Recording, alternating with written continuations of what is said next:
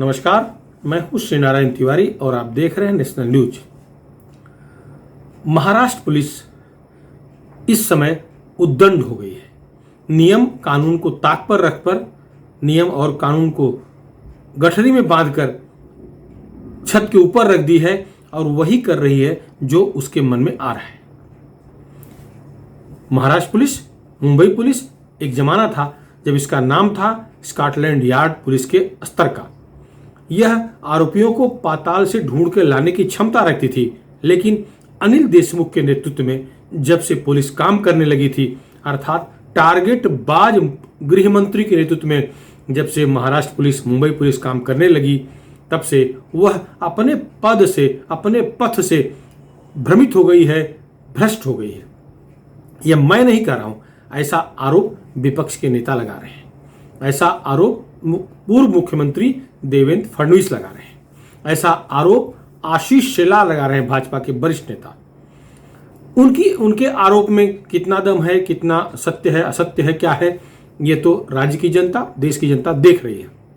विपक्ष का काम है आरोप लगाना, लेकिन कुछ उदाहरण ऐसे हैं जिसको देख करके लगता है कि मुंबई पुलिस का मनोबल गिर गया है, वह किंग कर्तव्य विमूढ़ हो गई है, वह जो नहीं करना चाहिए वह कर रही है, जो करना चाहिए वो नहीं कर पा रही है।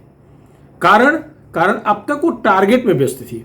अनिल देशमुख कार्यकाल में 100 करोड़ अगर एक एपीआई सचिन वाजे का टारगेट था, इसी तरह से जितने एपीआई होंगे उनके टारगेट रहे होंगे और जितने सीनियर पीआई होंगे उनके अलग टारगेट रहे होंगे। ACP, DCP, CP, SP, DIG, IG, ऊपर जितने भी पद हैं सबके टारगेट दिए गए होंगे।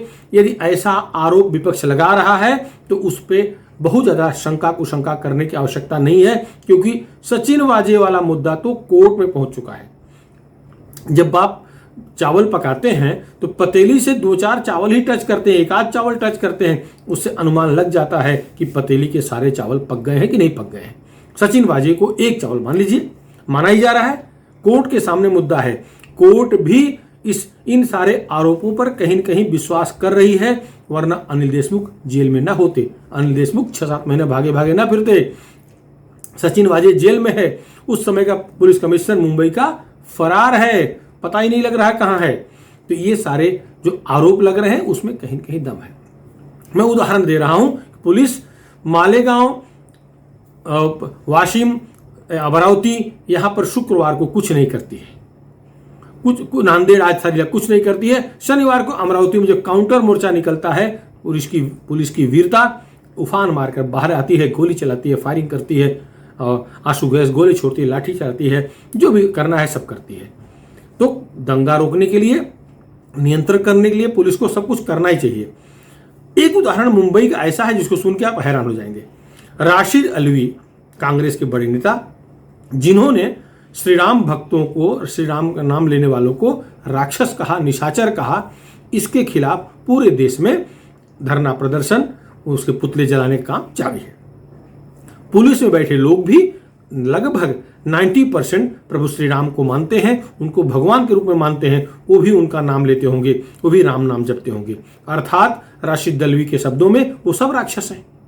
तो अब मैं जो चर्चा करने जा रहा हूं वो ये है कि राक्षस कहने वाले, जिन्हें राक्षस कहा गया, वो विरोध में राशिद दलवी का पुतला मीरा रोड में जलाने इकट्ठा हुए। सुबह सुबह जिस मैदान में पुतला जला रहे थे 5-10 लोग रहे होंगे, वहां बहुत सारे लोग मॉर्निंग वॉक करने आए थे। पुतला जलाया गया, ये सूचना मिलती है तो मीरा रोड की पुलिस वहां पहुंची। वहां वॉकिंग पे जो आए थे उन लोगों को पकड़ ले गई। जो जलाए वो निकल गए, जो भाजपाई रहे होंगे या जिस पार्टी के रहे होंगे वो जला के नारा दे के निकल गए। जो वॉकिंग कर रहे थे वो पकड़े गए। उनमें एक दैनिक अमर उजाला का वरिष्ठ पत्रकार सुरेंद्र मिश्रा भी था। जब वो बताया कि भाई मेरा क्या, मुझे मालूम नहीं क्या हुआ, बोले तो आपको बताना चाहिए था पुलिस को कि हाँ कोई जला रहा है। वो बोले मैं देखा ही नहीं। इसके बाद वो सुरेंद्र मिश्रा अपनी गाड़ी स्टार्ट करके घर की तरफ जाने लगे तो वहां पर पुलिस इंस्पेक्टर उनकी गाड़ी की चाबी छीन लिया और अपशब्द बोलने लगा। जब अपना परिचय बताते हैं कि मंत्रालय के जर्नलिस्ट हैं, मंत्रालय विधिमंडल वार्ताहर संघ के पदाधिकारी रह चुके हैं, सदस्य हैं, और सारे उन्होंने अपनी दास्तां बताया, आई कार्ड दिखाया, लेकिन वो पुलिस वाला छोड़ने को तैयार नहीं था। उल्टा वो पत्रकारों पर विभिन्न स्तर की टिप्पणियां, घटिया टिप्पणियां भी कर डाला। इससे तब तक उन्होंने अपने साथियों को संदेश दिया। धीरे धीरे पत्रकारों का समूह, पत्रकारों के लोग, पत्रकारिता से जुड़े लोग इस बात को जान गए और वो हिंदी पत्रकार संघ के, महाराष्ट्र हिंदी पत्रकार संघ के गरिमा में पद पर बैठे व्यक्ति हैं। अपने सारे परिचय बताने के बाद भी पुलिस उनको छोड़ नहीं रही है, उल्टा मीरा रोड पुलिस स्टेशन ले आई। यहां तक हालत बन गई कि जैसे वो आरोपी हों, उनके साथ जो ट्रीटमेंट किया जा रहा था वो आरोपी जैसा किया जा रहा था, एक पत्रकार जैसा नहीं। खैर, ये मामला मंत्रालय, विधिमंडल, वार्ताहर संघ तक पहुंचा। सब तरफ से निंदा होने लगी। एक्रेडिटेशन कमेटी के अध्यक्ष यदु जोशी तक मामला पहुंचा। उन्होंने सीधा दिलीप वलसे पाटिल अर्थात गृह मंत्री से बात किया और बताया कि यह गलत हो रहा है। तब जाकर के सुरेंद्र मिश्र को वहां से छुट्टी मिली। इसके पहले सारे पत्रकारों ने डीसीपी काले से बात किया, इंस्पेक्टर से बात किया, पुलिस कमिश्नर तक बात पहुंची, लेकिन न्याय नहीं हुआ। तो जो कहने का तात्पर्य है, सांप चले जाने के बाद लकीर पीटने वाली मुंबई पुलिस हो गई है, महाराष्ट्र पुलिस हो गई है। स्कॉटलैंड यार्ड वाले स्तर की पुलिस आज वॉचमैन स्तर की हो गई है। चोर को, आरोपी को, अपराधी को पकड़ने के बजाय सज्जन को, सभ्य को, सुशिक्षित लोगों को पकड़ रही है। ये हालत बन गई है महाराष्ट्र पुलिस की। पत्रकारों को प्रताड़ित करने का सिलसिला कोई नया नहीं है। एक बहुत बड़े जर्नलिस्ट भाऊ तोरसेकर मुंबई महाराष्ट्र छोड़ दिए हैं, वो दिल्ली जाके बस गए हैं। 75 साल की उम्र में मुंबई महाराष्ट्र छोड़ करके दिल्ली चले गए हैं। उनको रोज धमकियां मिल रही थी, जान से मारने की धमकियां, असभ्य गालियां देना, पता नहीं कहां से लोगों को नंबर मिल जाते थे। और वो स्पष्ट बड़ी पत्रकार हैं जिसका उन्हें खामियाजा भुगतना पड़ा। उन्होंने मुंबई महाराष्ट्र को जो भी उनके शब्दों में निकला होगा भला बुरा सुनाया और दिल्ली शिफ्ट हो गए। ये स्थिति है महाराष्ट्र सरकार के जो गृह मंत्री हैं, जो पहले गृह मंत्री थे वो टारगेट मंत्री थे, आज के गृह मंत्री हैं, सभ्य मंत्री हैं, शरीफ हैं, सज्जन हैं, लेकिन उसी ढर्रे पर पुलिस चल रही है। दिलीप वलसे पाटिल उसको रोक नहीं पा रहे हैं। उसको, पुलिस को अपने स्तर पर जिस लेवल के वो दिलीप वलसे पाटिल हैं उस स्तर का काम करवा सके, ऐसा अभी तक माहौल नहीं बन पाया है। क्या कारण है? लगता है टारगेट खत्म नहीं हो रहा है। दिलीप वलसे पाटिल भले ही उसमें शामिल ना हो, लेकिन ऊपर नीचे आजू बाजू वाले टारगेट दिए हैं, ऐसा लग रहा है। टारगेट के चक्कर में एफआईआर नहीं होता, टारगेट के चक्कर में असली चोर नहीं पकड़े जाते, नकली चोर ला करके टारगेट पूरा किया जाता है, असली चोरों से पैसा लेकर छोड़ दिया जाता है। ये सब टारगेट कमाल है। मुंबई नहीं, मुंबई क्या ठाणे, क्या नासिक, क्या पूना, क्या अमरावती, क्या नागपुर, क्या औरंगाबाद, हर जगह से खबरें ये आती हैं कि पुलिस इस समय केवल टारगेट में व्यस्त है। मुंबई से कोई ठाणे चलाए बाई रोड, हाईवे पर उसे 4 जगह पुलिस रोकेगी। वो देख सकता है, कार वालों की बात नहीं कर रहा हूं, जो जिन वाहनों में सामान जाता है उन्हें रोक करके सरेआम पुलिस पैसे वसूलती है। मुख्यमंत्री उद्धव ठाकरे जी, नाम आपका खराब हो रहा है। देखिए, जिस सुरेंद्र मिश्र पर कार्रवाई हुई वो वरिष्ठ जर्नलिस्ट है, बहुत बड़ा जर्नलिस्ट है वो। आप भी एक अखबार के मालिक हैं, सामना के मालिक हैं। भले मुख्यमंत्री बनने के बाद आपने सामना से इस्तीफा दे दिया, लेकिन आपकी धर्मपत्नी आज भी मालिक हैं। आपके स्वर्गीय आदरणीय बाला साहब ठाकरे ने सामना निकाला था, स्वर्गीय आदरणीय बाला साहब ठाकरे ने मार्मिक निकाला था, उसके संपादक थे। तो आपका परिवार गरिमामय परिवार है। सरकार के संरक्षक शरद पवार के परिवार का भी सकाल नामक अखबार है। सरकार के मुख्य प्रवक्ता, शिवसेना के प्रवक्ता हैं संजय राउत, लेकिन सरकार के मुख्य प्रवक्ता की भूमिका निभाते रहते हैं। वो अखबार के कार्यकारी संपादक हैं। इसके बावजूद भी सुरेंद्र मिश्रा के साथ बदतमीजी हुई और अभी तक वो इंस्पेक्टर सस्पेंड नहीं हुआ। वो कोई कांस्टेबल नहीं था जो उनकी गाड़ी चाबी निकाला था, वो इंस्पेक्टर था, 3 स्टार इंस्पेक्टर था। ये मामला गृह मंत्री तक पहुंचा है तो भी निलंबन शाम तक नहीं हुआ था। ये सबसे बड़ी दुर्भाग्य की बात है। उससे पूछा जाना चाहिए, जब वो पत्रकार अपना आई कार्ड दिखा रहा है, उसके खिलाफ कोई साक्ष्य नहीं है, वो तो मॉर्निंग वॉक करने गया है, उसके अलावा बहुत सारे लोग थे, तो उसे डिटेन क्यों किया गया? अपराध क्या है?